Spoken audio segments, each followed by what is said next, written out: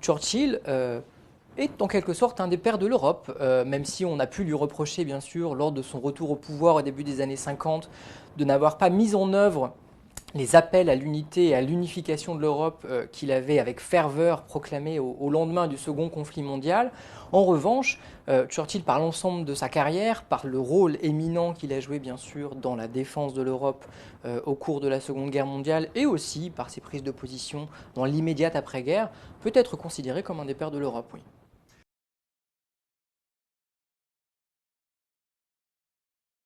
Votre question est intéressante dans la mesure où, quand vous parlez des successeurs les plus connus de Churchill, vous omettez Edward Heath, qui est précisément le Premier ministre au pouvoir entre 70 et 74, qui permet l'entrée de la Grande-Bretagne dans ce qui était à l'époque la Communauté économique européenne.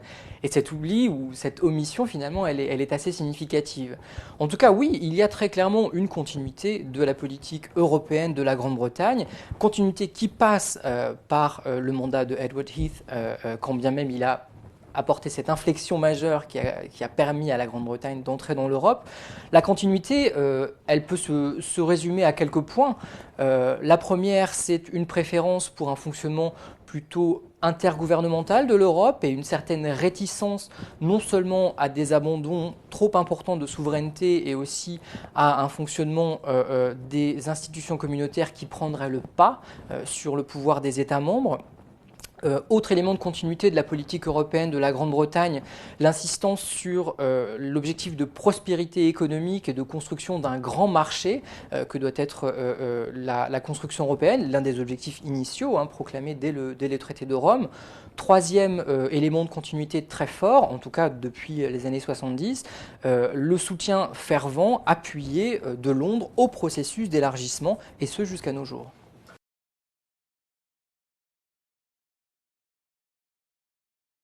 Alors je ne dirais pas que c'est sous l'influence du Royaume-Uni que le projet européen se serait transformé en un projet d'unification politique du continent vers un projet de grand marché. Ce projet-là de marché, il est présent dès le début, dès les origines même de la construction européenne. La Grande-Bretagne a apporté une contribution éminente, c'est vrai, à ce basculement, ce qu'on a vu comme un basculement à la fin des années 70 et au début des années 80, qui a mis en lumière plus fortement cette idée d'un marché commun, et puisque le traité d'Acte unique, par exemple, signé en 1986, avait pour but d'achever le grand marché unique. Donc sous l'influence de non, avec la participation et la grande contribution, oui, assurément.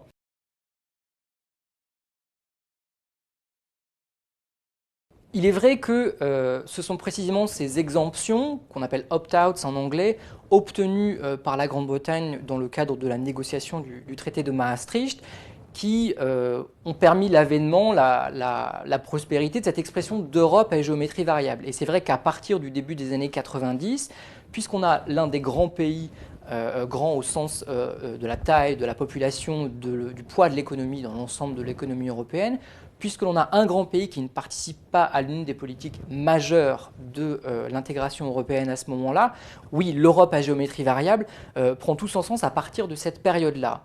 Attribuer la responsabilité de cette évolution d'un projet plutôt unitaire vers un projet à géométrie variable à la Grande-Bretagne elle-même ne me semble pas pertinent. Je crois probable que cette évolution aurait eu lieu, peut-être sous différentes formes, peut-être avec la participation, l'insistance d'autres pays que ceux de la Grande-Bretagne. La Grande-Bretagne n'est d'ailleurs pas le seul pays à bénéficier d'opt-out sur certaines des politiques. Donc en ce sens, il n'y a pas de responsabilité clairement à attribuer à Londres.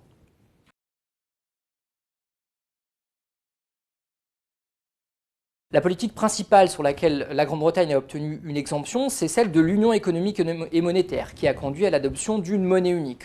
En l'occurrence, c'est le Premier ministre John Major qui a négocié cette exemption lors de la négociation du traité de Maastricht. Autre exemple, la Grande-Bretagne a décidé de ne pas faire partie, avec d'autres pays comme l'Irlande par exemple, de l'espace Schengen, c'est-à-dire de l'espace de libre circulation des personnes qui permet aux citoyens européens de franchir les frontières sans avoir à montrer de documents d'identité. Elle l'a fait pour un certain nombre de raisons qui sont partagées par ailleurs par un certain nombre de pays. Voilà un second exemple.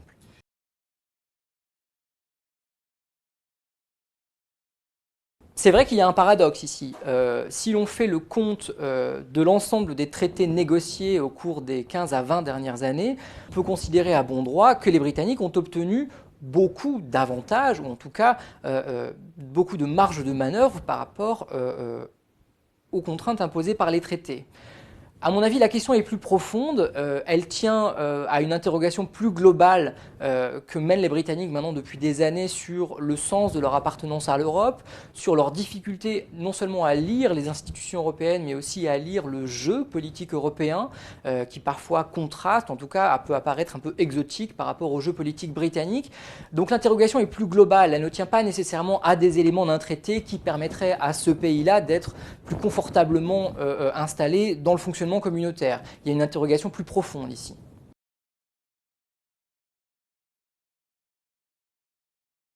Très sincèrement, je ne le pense pas. Alors on a pu voir des sondages ici et là montrant par exemple qu'une majorité de Français approuvaient la perspective d'une sortie de la Grande-Bretagne de l'Union européenne. Je pense qu'il faut se méfier de ce genre de sondage et de ce genre de mesures de l'opinion. Je ne crois pas. Il peut y avoir évidemment une certaine irritation, un certain mécontentement de la part d'un certain nombre d'Européens vis-à-vis de ce qu'on a pu considérer comme étant des privilèges accordés à la Grande-Bretagne ou comme, disons, un statut particulier qui permettait à ce pays de ne pas respecter toutes les règles, en tout cas au même titre que ses partenaires. Très sincèrement, si tant est qu'il y ait une opinion publique européenne, là encore, une expression qui est difficile à apprécier, à manipuler. Je crois, moi, sincèrement, que les Européens pensent que les Britanniques font partie de la famille européenne comme les Français, comme les Allemands, comme les Italiens, comme les Tchèques, comme les Polonais, et qu'à ce titre, une sortie de la Grande-Bretagne de l'Union européenne serait un très très mauvais signe pour le projet européen lui-même.